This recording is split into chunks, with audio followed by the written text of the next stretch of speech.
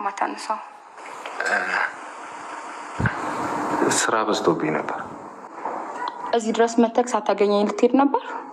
ያው ክላስ ትሆኛለሽ ብዬ ስላሰብኩ ነው። እንዴ ዛሬ ቀን ክላስ እንደሌለኝ እኮ ደጋግሜ ነግሬክ ነበር። ረስቼው ነበር። በቃ ሂድ፣ ብዙ ስራ አለበት፣ ልቀቂው። እሺ ጫማ ልቀይርና አብረን እንሂድ። አይ እኔ እንኳን እቸኩላለሁ እኮ። አብረን እንሂድና የምትሰራውን ስራ አይቼ ስጨርስ ደግሞ አብረን ወክ እናደርጋለን። ቆይ ምን ይሆንሽ? እናትሽ ቤት እኮ ነው ያለሽው። ስርዓት አይደል? እና ቆይ ስርዓት የለሽም እያልከኝ ነው? በጣም የምታናድድ ሰው ነህ። ቆይ ትንሽ ሰዓት አብሬ በሆን ምን ችግር አለ? ሁሉም ሰው ለምንድን ነው እየሸሸኝ ያለው? አሁን ሱፍ እንዴ ቆይ ምን ልታደርግ ነው? ልትከተላት ነው? ሰላም ተነስተልኝ ወደ ቻናል ቤተሰቦቼ እንዴት ናችሁ? አስቱኔ ዛሬ ደግሞ በሌላ ቪዲዮ ተከስቻለሁ። ተወዳጁ የሐረግ ድራማ ይዤላችሁ መጥቻለሁ ማለት ነው። ምን ተፈጠረ ምለው አብረን እናያለን። እንዴት ናችሁ? ሰላም ናችሁ? እኔ ጋር እግዚአብሔር ይመስገን ሰላም ነኝ። ዛሬ ድራማ ምን ሆነች? ድፍረታ እናቷ ፊት ሆነ ለምን አልደወልክልኝ ምናምን ያለች ነበር። እናቴ ደስ ደግሞ ፍር ብሎ አፍሯል። የምር በጣም ላይ አፈረ ማለት ነው። እሷ ደግሞ እናቷ በጣም ያየቻት ነበርና በቁራኛ ነበር ስታያቸው የነበረና ለምን አልደወልክልኝ ምናምን ብላ እናቷን እያለቀሰች ነበር። ስራ በዝቶብኝ ነው ምናምን እያላት ነበር። ግን በጣም ደንጉጧል። ነጭ ነው የሆነው ማለት ነጭ እናቱ ፊት ያው እንድገናኙ በጭራሽ አትፈልግም። እናቱ ከሷ ጋር እንዲሆን አትፈልግም በጭራሽ። ነገር ግን በጣም ደንግጧል ማለት ነው። ወንድሟ ራሷ ኩው ነው አለ ማን ነው ምናምን ብሎ ደጋግሞ እየጠየቃት ነበር ማለት ነው። እና ድራር ግን በጣም ነው ናቲን የምትወደው፣ በጣም ታፍቅረዋለች። ግን እሱ ደግሞ ለሷ ምንም አይነት ስሜት የለውም። ምክንያቱም የሚወደው እፍራታን ብቻ ስለሆነ ለድራራ ምንም ስሜት የለውም ማለት ነው። ናቲን የሚወደው እፍራታን ብቻ ስለሆነ እንግዲህ እሷ ደግሞ እሱን ትፈልገዋለች። እናቱ ግን አብሮ እንዲገናኙም አትፈልግም። እንግዲህ ሉሊት ደግሞ ከቤት ተባራለች። በጣም ከፍቷታል። በጣም ስታለቅስ ነበር። ወዴት ሄዳሉ ምናምን እያለች ነበር። እንግዲህ ያፌት ደግሞ ፊት አዞሮበታል። ያው የማርፍበት በስጠኝ ብላ ጠይቀው ነበር። ነገር ግን መኪና ነርቶ ጥሏት ሄደ ማለት ነው። እንግዲህ እሷ የምታርፍበት አላገኘችው። ድጋሚ እንግዲህ ወደ ቤት ተመለሰች። ግን ቤዛ ደግሞ አላስገባም አለቻት ማለት ነው። ቤዛ አላስገባትም፣ እስካሁን ታግዝሻለሁ ካሁን በኋላ አይሆንም ብላ አላስገባቻትም ማለት ነው። ያው ጽሆን ደግሞ ስራዬ ብላ ነው ከቤት ያስወጣቻት ማለት ነው። አውቃ ተጣላቻት መስላ የደበደበቻት አስመስላ አውቃ ነው ከቤት ያስወጣቻት። በእርግጥ ይገባታል።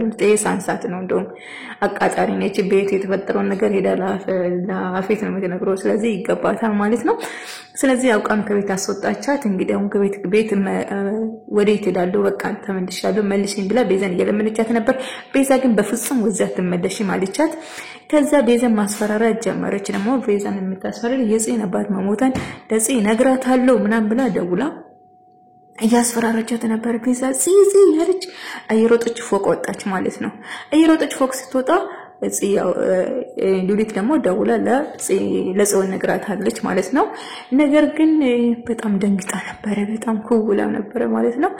እንግዲህ ሉሊት ደግሞ ያው ስራው ነው ከቤት እንድትወጣ ያደረጋት። ሰላይ ነች፣ ብዙ ነገር ታረጋለች። ብዙ ጊዜ አልፏታል። ብዙ ነገር እያዩ ዝም ይላሉ። ነገር ግን ከዛሬ ነገር ትሻሻላለች ብዬሽ ነበር እስካሁን የቆየሽው እያለቻት ነበር። ነገር ግን ሉሊት ደግሞ ተቃጣላችሁ። በአንድ ጆሮ ትሰማለች፣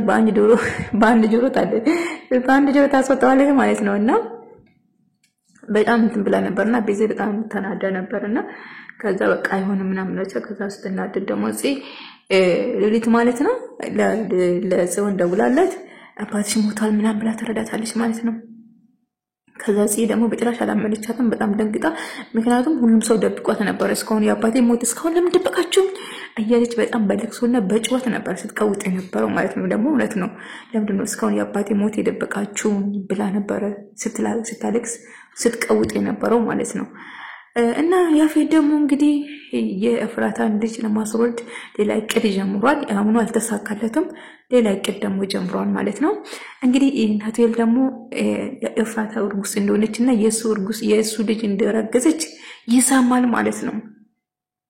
ይሰማና ከዛ እፍራታን ለማስመለጥ ይሞክራል። ከዛ በኋላ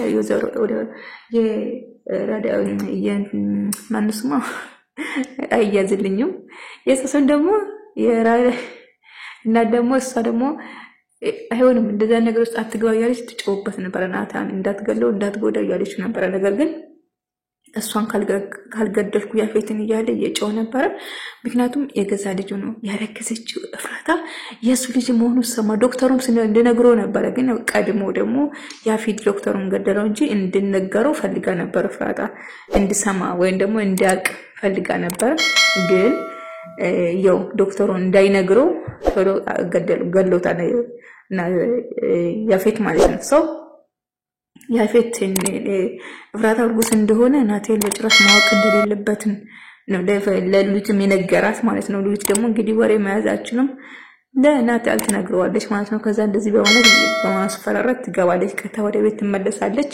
እንደምንም ብላ ወደ ቤት መመለሷ የማይቀር ነው ማለት ነው። ሰው ኤፍራታ ደግሞ ለገኒ ሁሉ ነገር ልትነግራት ወሰነች። ነገር ግን አቤል መጥቶ አቋረጣቸው ማለት ነው።